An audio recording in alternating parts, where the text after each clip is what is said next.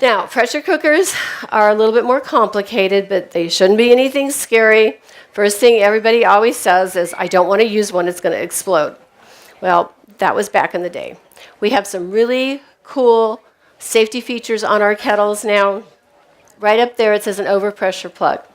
That's made out of rubber, and if for some reason your pot isn't working right and the pressure's building up inside, before that pot is going to explode, that rubber plug is going to come out. So you really, if you take care of your equipment, you're not in any danger of hurting yourself. You always want to make sure your seal is in good condition too. So we'll delve into that a little bit more. But this lid locks on the pot, helps build up the pressure, and should not be a safety hazard for you. Some of your pressure cookers come with gauges. It'll actually tell you what the pressure is. So if they say process at 10 pounds of pressure for 25 minutes, you can watch that gauge.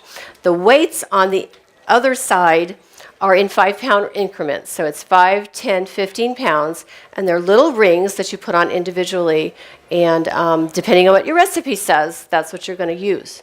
So the Instapot, I don't know you guys have heard of that. That is not a canning kettle. There have been some questions about that, so it's not the same thing. You need a pressure cooker. And there's some pressure cookers now that are electric, which I have never used, but I know they're out there on the market. So if you feel more comfortable doing that, then that would be an alternative for you. These guys are going to run way more than any kettle. They're going to be close to $100 or more in most cases. So this is where you're getting into the investment in your new project if you want to start canning foods. So the pressure canner comes with a rocker and these weights. You slip them on, and as the pressure builds, this little rocker and the weights, they start to jiggle, and it makes this characteristic sound. You'll hear the pressure escaping. I can be anywhere in my house, and I can be monitoring that pot because I listen for the jiggle. And that's going to be something you're going to have to train yourself to do, because if your neighbor's going down the street and he hits a power pole and blows out your power, then that jiggling and the pressure is going to stop, and you're going to have to start all over again.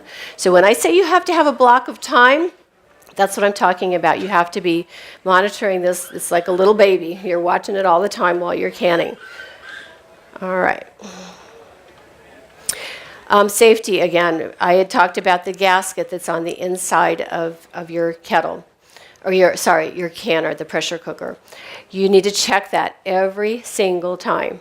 Take your gasket out. It just fits into the lid of the pressure cooker.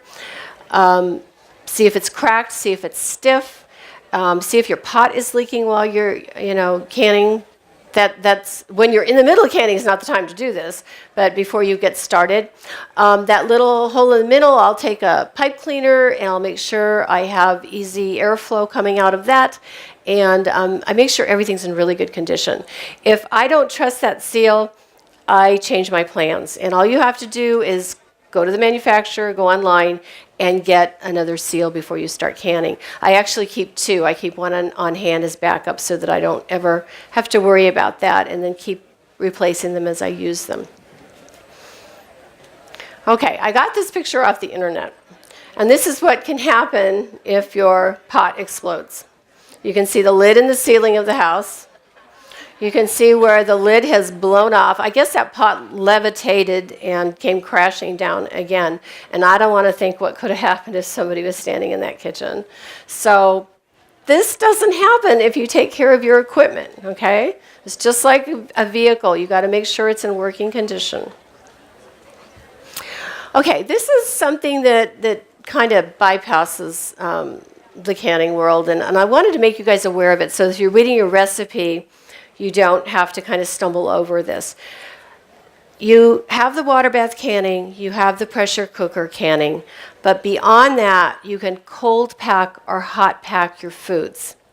All right, so packing is a method of filling the jar. So cold pack is an option you might be provided depending on your recipe. It will say in there cold pack or hot pack, and it'll usually have different processing times. If I have the option, I will usually take a cold pack because it doesn't cook the food as much, but it's still perfectly safe.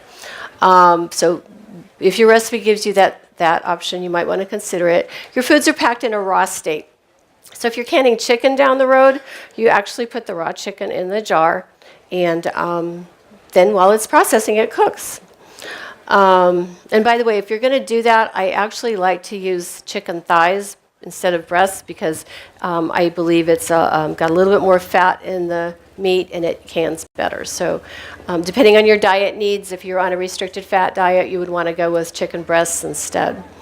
Your food's going to shrink a little bit, and sometimes it's used for fragile foods like berries and things like that. So always see what your recipe says and go from there.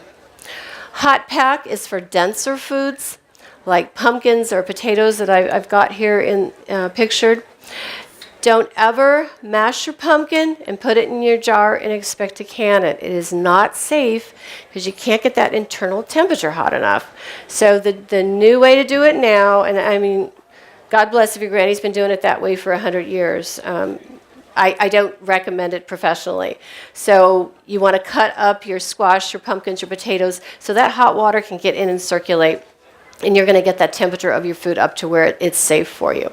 So hot pack is sometimes the only option depending on your food. Okay, one more thing. I would like you to set up a clean space.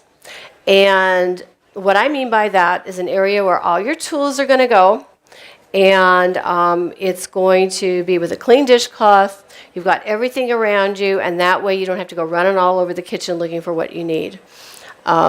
It's the most important thing on that picture is that little dishcloth. It's a clean, wet cloth sitting up there in the corner.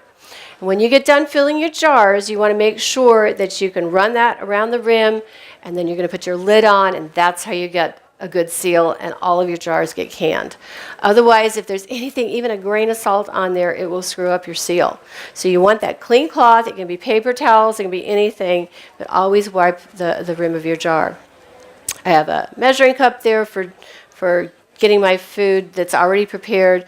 Your salt, your spices, everything is ready to go there. So that's your clean space that you're going to keep while you're working. Okay, so we're going to let the canning begin. We got our kettles and our tools, and everything is clean. All right, it's sitting there waiting for you. Your jars are washed. They've been hand washed with soapy water and rinsed, and they put into the kettle with hot water. It doesn't have to be boiling for that, but just hot water, and they're sterilizing. Your lids and your bands are also in hot water with the jars sterilizing. And the food has been prepared according to the recipe. If you need to keep it hot, keep it on the back stove. If it's cold, set it up next to your clean space, and then everything is accessible. All right. What I'm doing here is checking the rim of that jar for cracks and chips. So if you find some beautiful jars at a garage sale and you're getting ready to buy them, they're half price.